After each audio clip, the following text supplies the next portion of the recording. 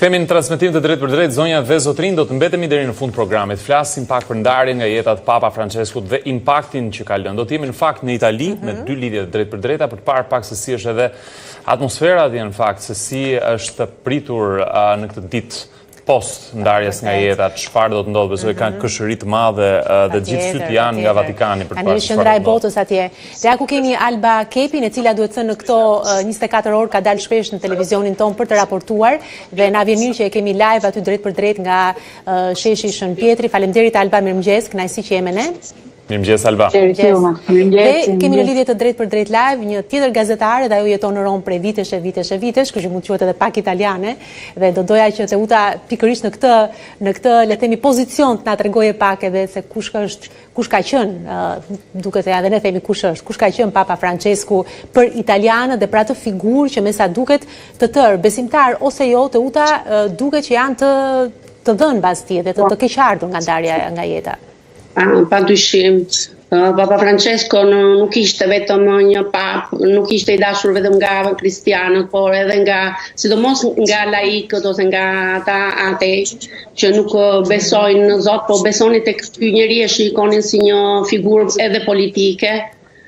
Dhe ka tronditur shumë të gjithë italianët sepse erdhi i papritur, ai kishte kaluar këto momente të vështira dhe duke sikur e kishte kaluar sëmundjen e të gjitha, në fakt, një ditë mbasi doli për Pashk, takoi njerëz, edhe erdhi krejt e papritur, tronditin, po në fillim gjithë nuk e besuan, menduan se ishte një lajm fals, sikur ishte në spital që dilte gjithmonë, po në të vërtet, për fat keq, ishte lajmi i vërtet. Ndërkohë, Alba, ti ndodhesh në sheshin Shën Pjetër të Vatikanit dhe shohin që pas shpinës tënde ka qytetar pa fund atje. Si është situata? Çfarë po ndodh një ditë pas ndarjes nga jeta? Në fakt, makina organizative ka nisur punën, pas meje në fakt janë të gjithë kolegë, gazetarë nga gjithë bota, agjencive ndërkombëtare të lajmeve, që cilët kanë kaluar dhe natën këtu, pasi siç dihet shumica janë dhe vinë dhe nga kontinentet të largëta, Amerika Latine, apo nga Shtetet Bashkuara të Amerikës dhe kanë raportuar gjatë gjithë natës çfarë po ndodh. Siç thash, një makinë organizative që nis që me një Vatikan të blinduar. Kemi shtimin e forcave të rendit për të garantuar sigurinë e besimtarëve. Kemi pozicionimin e tendave të Departamentit të Mbrojtjes Civile për të garantuar dhe ndihmën apo asistencën e besimtarëve nëse ka nevojë. Kemi dhe gjithë strukturën organizative që po përgatitet sot për një ditë të rëndësishme, pasi sot do të bëhet publike dhe data e ceremonisë së varrimit. Ne kemi informacione nga zyra e shtypit e Vatikanit që do të mblidhet kongregacioni i kardinalëve, të cilët do të bëjnë publik dhe datën e varrimit. Me shumë gjasa, sipas burimeve tona, off records, thuhet se do të jetë mes ditës së premte dhe ditës së diel. A mund të pyes si ka qenë nata e djeshme, sepse ti duke ndjekur deri orët e vona të darkës në mediat italiane, gjithmonë dhe më shumë flitej për njerëz që janë atje, që donin të ishin aty për të dhënë atë si thua dashurinë edhe ndarjen e fundit me Papa Franceskun. Si ka qenë mbrëmja e djeshme?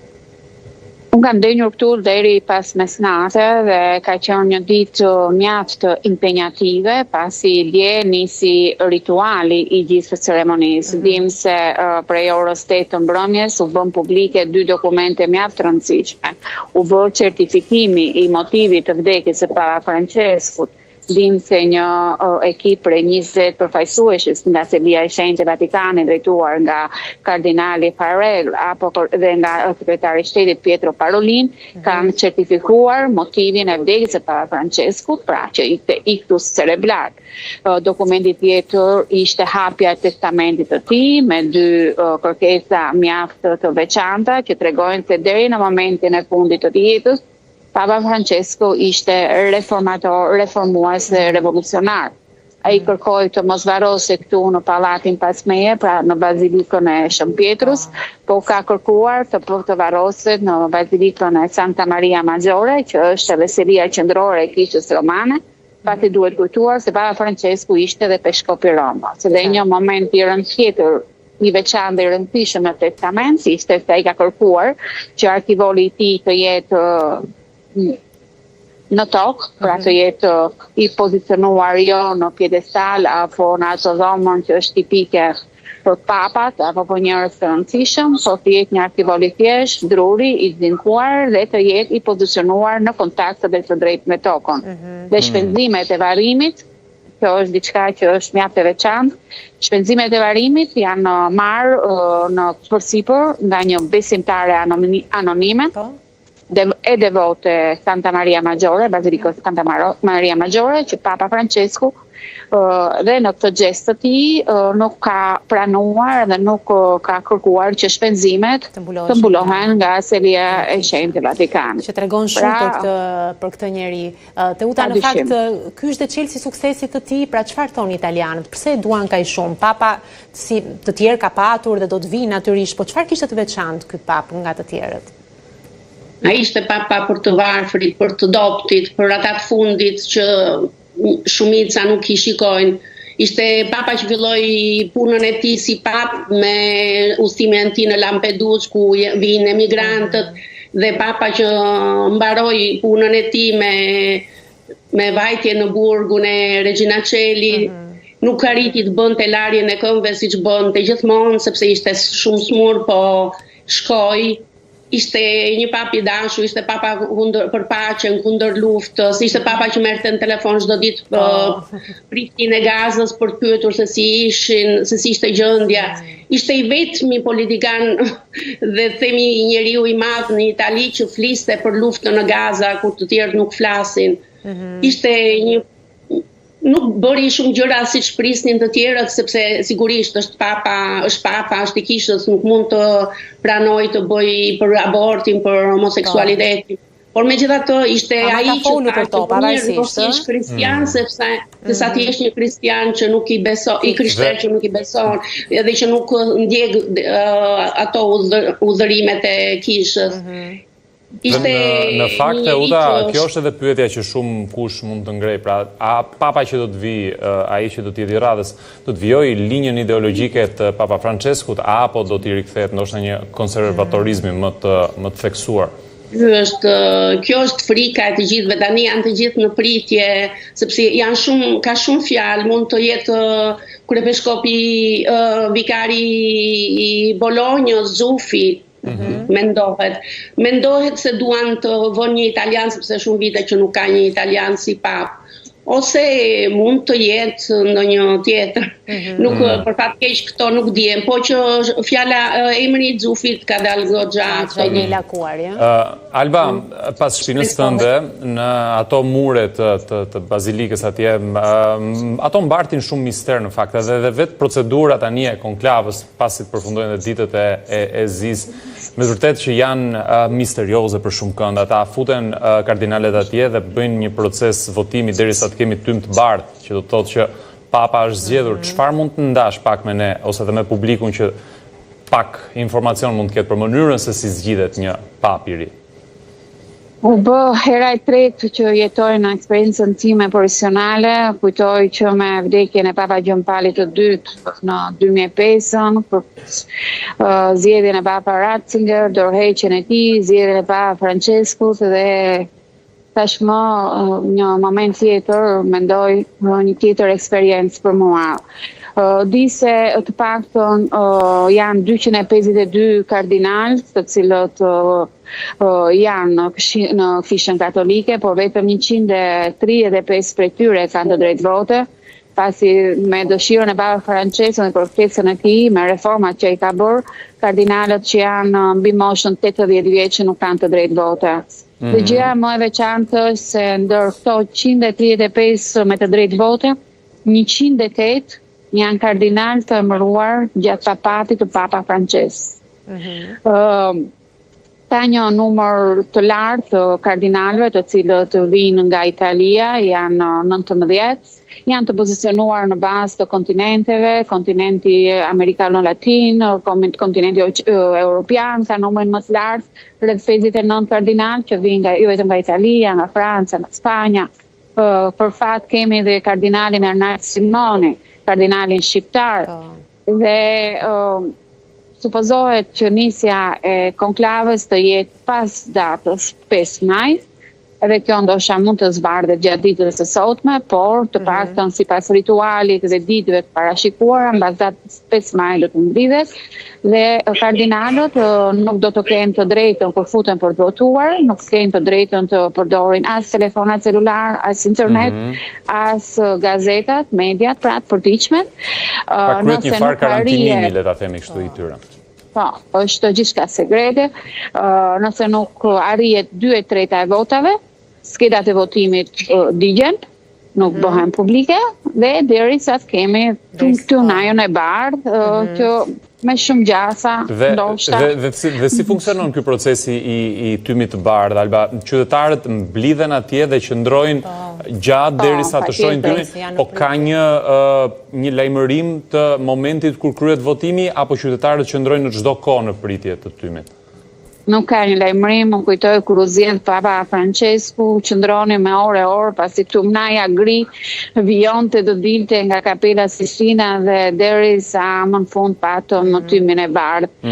Është gjithçka sekrete, por mendoj se sa sekrete aq e bukur është ai moment, pasi ti pret me ankth dhe shikon nëse ai tym që vjen atje nga kulla nga pika më e lartë e Vatikanit është i gri apo është i bardhë. Janë momente vërtet emocionuese, por të shohim, sasi që është në momenti kur Papa Francesku ushtrua në Spitalin Gemelli, filluan të listoheshin disa emra, duke nisur që nga sekretari i shtetit Pietro Parolin, që tek arqipeshkopi i Bolonjës, Zuppi, deri tek përfaqësues të kishave të caktuar, pasi çdo grup kardinalësh ka përfaqësinë e tyre dhe të preferuarin e tyre. Kisha afrikane ka kardinalin nga Kongo, kemi kishën aziatike, kardinalin Filipinas, kemi kandidat të mundshëm, një kardinal hungarez, francez, pra janë disa zgjedhje dhe emra. Eksperienca ime është më ka treguar të paktën në zgjedhjen e Papa Franceskut, lista e emrave ishte krejt ndryshe dhe zgjedhja e emrit të Papa Franceskut që një surprizë dhe nuk ishte në atë listën e emrave që qarkullonin nga zyra e Shtëpisë Vatikanit apo mes nesh. Dhe një kuriozitet, ndoshta duhet ta ndaj, pasi ishte edhe për mua kuriozitet dhe nuk e dija. Kardinali më i ri në moshë ishte 45 vjeç, është një kardinal nga Ukraina.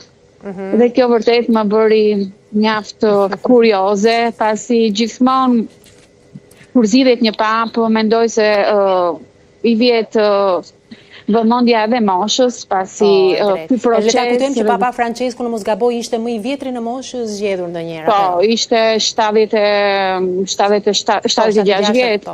76 vjeç në 2013.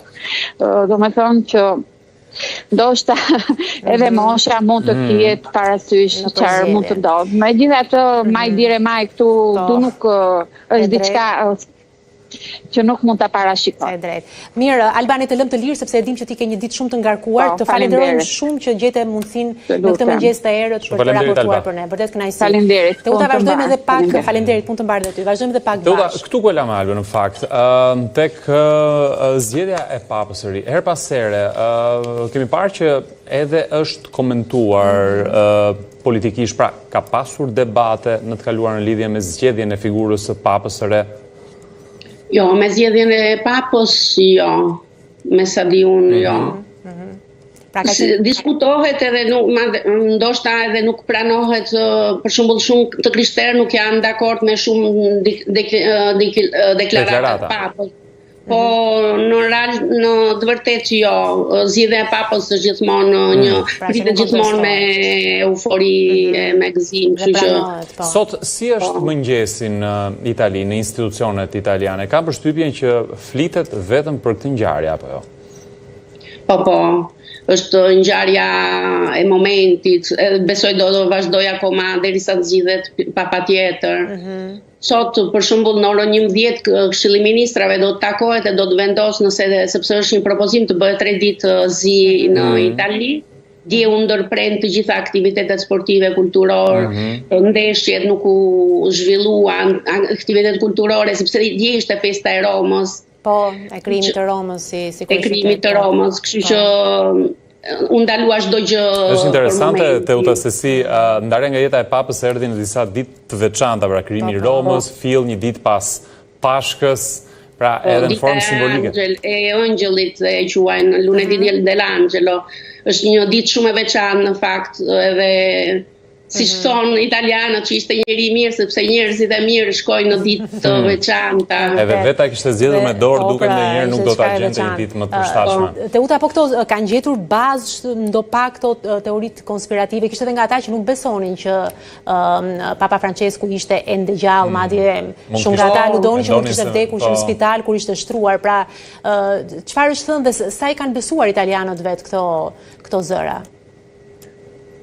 Ka një grup që janë ato konspirativët, që deklaronin që Papa nuk ishte, shkonin në spital, futeshin në për spital, kontrollonin. Thoshin ja, këtu nuk është Papa, mund vërtet Papa ka vendin në Gemelli, ka një pavion që është vetëm i Papës dhe i kishës, kështu që nuk mund të hynin, ata ishte bamundur, po që edhe kështu personazh televiziv deklaruan që Papa ka vdekur, po nuk duan na i tregojnë sepse është jubileu. Në të vërtetë pastaj Papa kërkoi vetë që çdo ditë të dilnin të mjekët dhe deklaronin gjendjen e tij pa gënjur, pa thonë që është mirë, në të vërtetë ai nuk ishte mirë. Kështu që edhe kjo ndoshta e ngritin çika të qartë. Po jo. Po ai ishte aty, ne e pam edhe për Pashkët që doli, edhe pse i pamundur, po gjithsesi ishte aty. Teuta, edhe diçka të fundit, të lutem. Në fakt, në këto ditë, nuk besoj që është edhe aq e sugjerueshme për të vizituar Italinë, për shembull, do të jetë besoj ditë me ngarkesë të madhe, edhe shumë turistë besoj nga gjithë bota do të shkojnë në Rom. Një ardhje madhe. Bile i kanë ndaluar avionët sipër Romës të mos kalojnë për çështje sigurie. Pritet, pastaj do vinë gjithë politikanët, edhe Trump ka thënë që do të vi. Besoj që do jetë shtuna dita nga ato që thonë do jetë shtuna. Kështu që pritet vinë gjithë politikanët. Po, periudha e varimit do jetë shumë e ngjeshur njerëz, shumë vështirë të afrohesh. Mirë ditë këto që natyrisht gjithë bota i ka syt në Rom dhe në Vatikan. Ne falenderojmë shumë që gjetë kohë për të bërë pjesë e programit tonë. Ditë mbar, falenderoj për informacionet. Dhe e mbyllim tani po ashtu siç duhet, edhe ai ka qenë në fakt gjatë gjithë ditës së mbrëmshme i pranishëm dhe në ekranin ton, sepse fundja është personi që mund na informojë më së miri se si po përjetohet në këto momente. Do marr pashka, ishim shumë pak përpara së bashku edhe po e komentonim në fakt edhe gjendjen shëndetësore të Papës, po ja që Zoti e deshte që të ikte një ditë fill pas Pashkës, besoj i trishtuar për këtë ndarje nga jeta e tij. Ishte faktikisht shumë surprizuese vdekja Papa Franceskut, ndërkohë që gjithë po prisnim atë përmirësimin e tij dhe ishim përgatitur për disa vite në udhëheqjen e tij baritore magjisteriale në një kohë pashk kur vetë kisha kremton e feston triumfin e jetës mbi vdekjen, pikërisht atë shenjtë Papa Francesku në jetë. Ishte surprizuese për faktin sepse vetë të dielën, siç e kemi parë nëpërmjet mediave, vullneti i tij hekur deshti që shfaqen në balkonin e Shënpjetrit për të përshëndet rreth 35.000 pelegrinë të cilët ishin pranishëm për të festuar kremtu Pashkën. Por si duket shneti i tij dobë dhe kurat e tij zgjatuna që gjatë mujve dhe viteve të fundit i është dashur në nështrohet i kanë pamundur vazhdimin normal të jetës. Një njeri, një pap, ndryshe nga të tjerët, paktën kjo është nënvizuar nga të gjithë që kanë komentuar gjatë këtyre orëve, duke filluar që ka momenti i parë kur ai u shfaq në balkonin e Vatikanit, ku ndryshe nga të tjerët që mbase mund të kenë folur me fjalë le të themi pak më të mëdha, nëse mund të shprehemi kështu, ai thjesht tha buonasera tutti, pra mi mbrëma të gjithëve. Dhe që aty u kuptuaj që ai do të bënte ndryshimin, apo jo? Papa Francesku duhet të thënë se ishte biri i kulturës nga i cili vinte. Ishte një pap latin, ishte një person që ishte rrit në një kontakt të drejtë për drejtë dhe të përditshëm fizik me njerëzit. Ishte jetu si misionar për favelaset e famshme në lagjet e varfra të Argjentinës, krejtësisht të Buenos Airesit, dhe sigurisht edhe si pap nuk mund të ishte ndryshe nga ky kontakt të drejtë për drejtë dhe i përditshëm me njerëzit e thjeshtë. Edhe fjalori i tij përfaqësonte, transmetonte këtë gjë.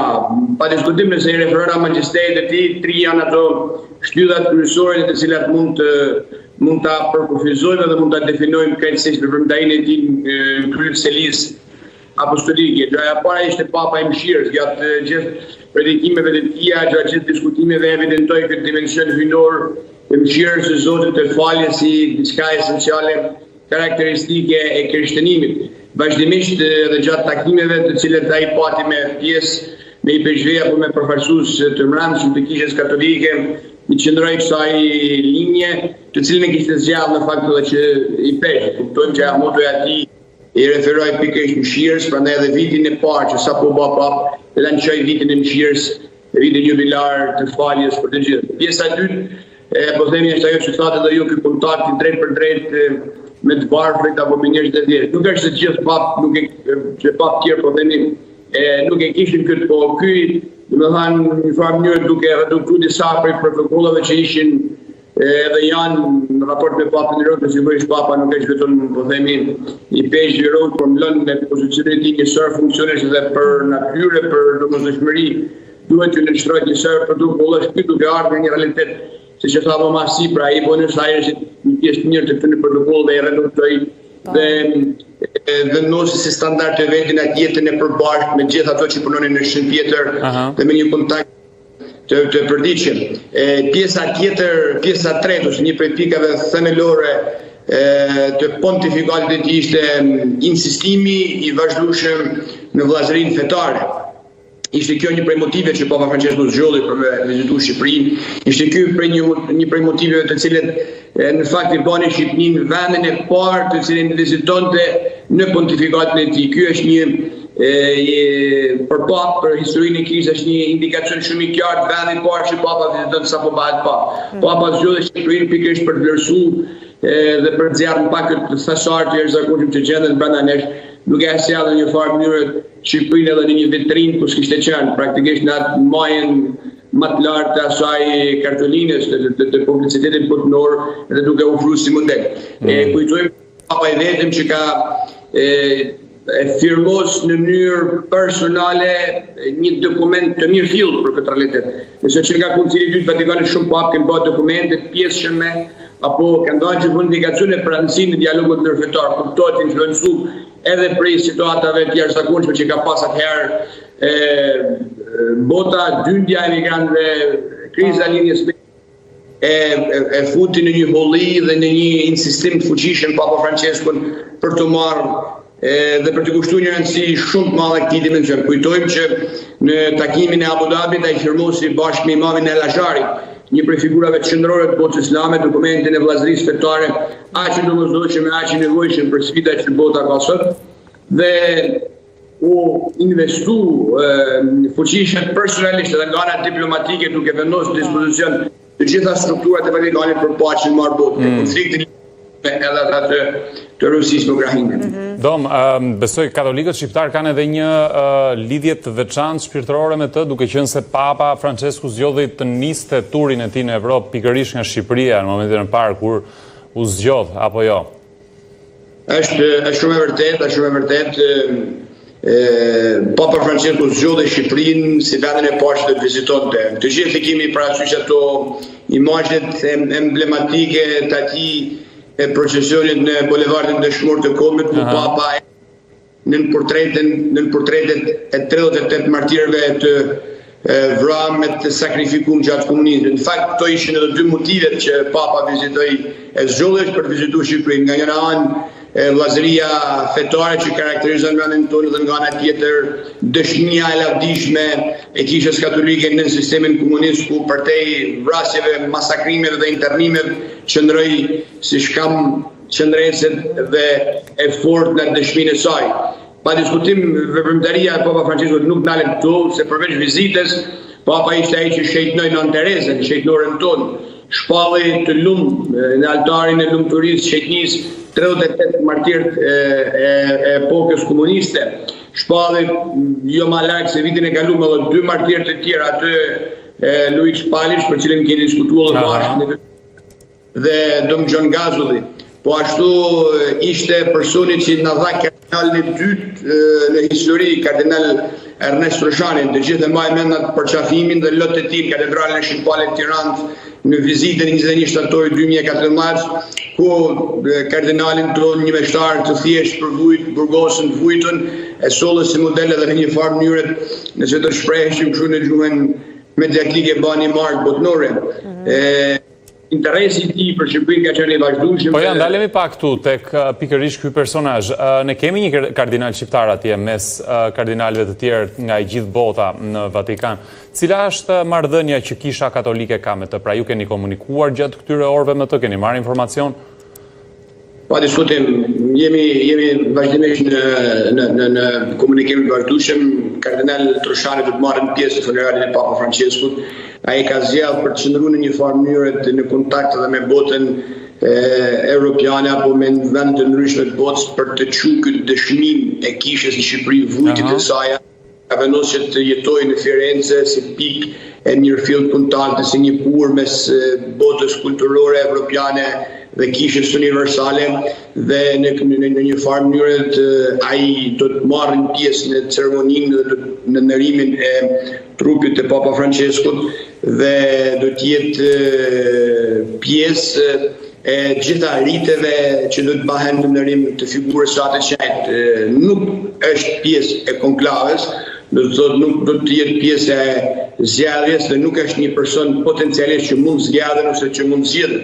Për vetë faktin sepse ka kaluar moshën 80 vjeçe dhe kur e zgjedh në titullin kardinal nderi, do të thotë titulli i kardinalit ka si titull honorific më shumë se sa efektiv. Qartë. Megjithatë, Mark, unë ma pëlqen shumë një nga fotot ikonike të Papa Franceskut, se i ka kaluar shumë sfida, por njëra prej tyre është edhe ajo e Covidit, ja ku e kemi këtu. Ai shëmpjetri bosh, ai që ecën për të kryer deri në fund detyrën e tij. Nëse mund ta heqim strishin ta shohim pak foton e plotën, më pëlqen shumë kjo foto dhe është një nga më të shpërndarat, më të klikuarat, edhe ka rëndësinë e saj historike natyrisht.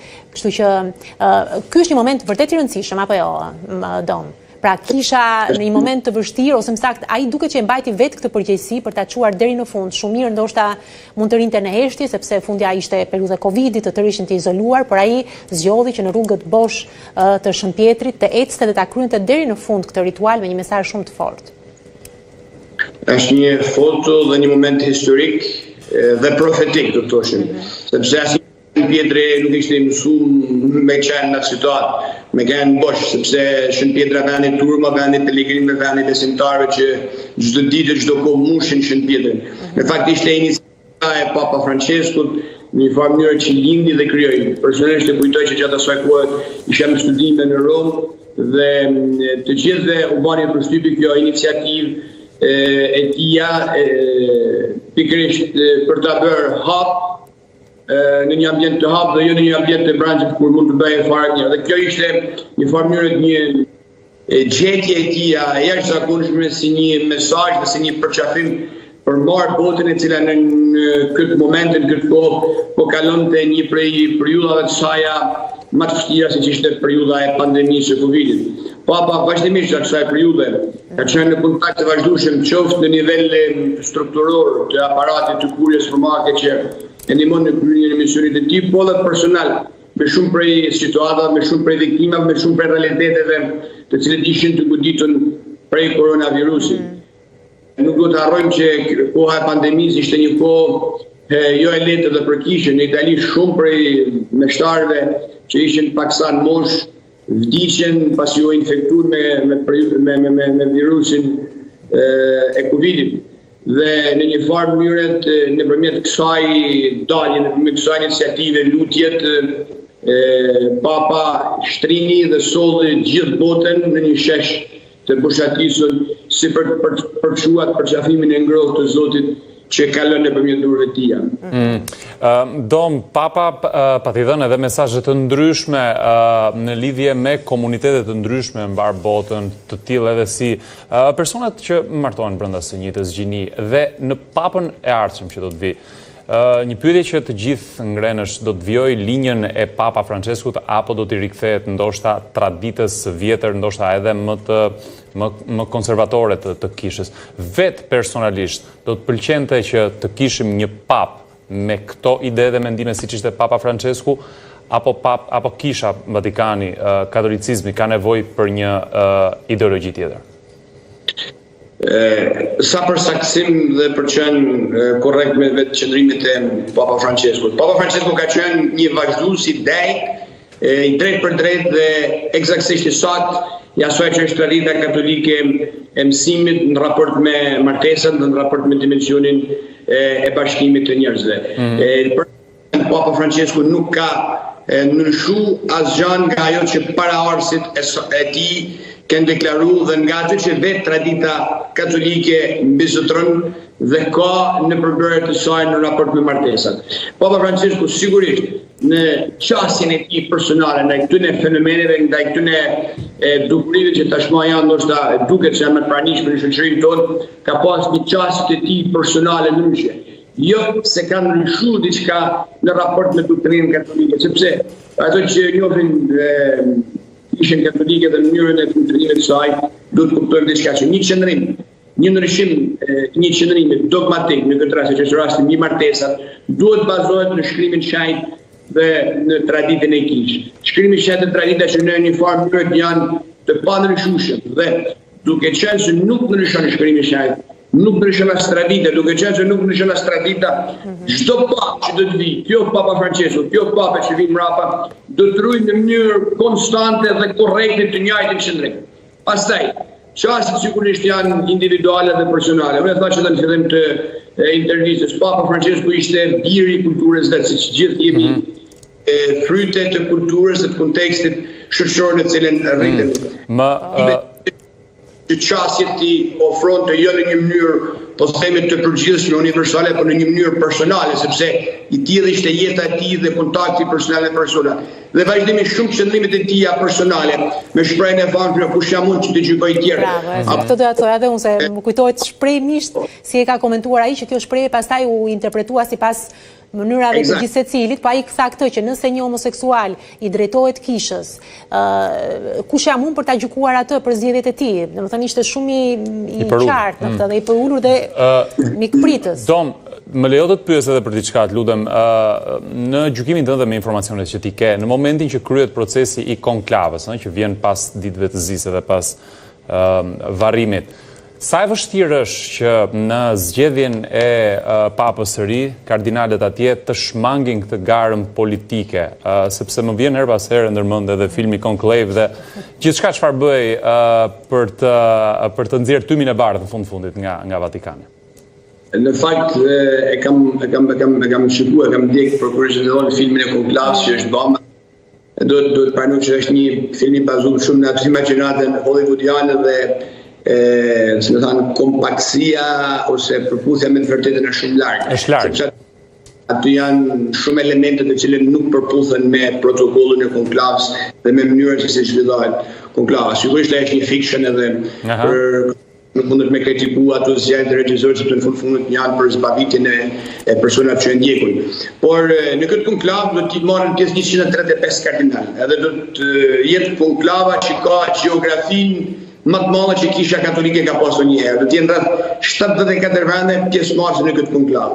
Dhe edhe pse kur ne flasim për atmosferë zgjedhjesh gjithmonë në shkon me ajo logjika pushtetit dhe dëshira që ekziston brenda njeriu për të marrë atë po themi pozicionin, por më lejoni që them shumë sinqerisht edhe pse duket ndoshta e pabesueshme, brenda kardinalëve nuk është se ekziston në përgjithësi një dëshirë e madhe për të marrë pozicionin e papës për vetë faktin sepse është një pozicion me një rëndësi jashtëzakonisht shumë të madhe, me një përgjegjësi tepër të fortë dhe me një peshë jo të vogël. Keni parasysh një pjesë e mirë e kardinalëve janë pothuajse mes moshës 70-80 vjeçare.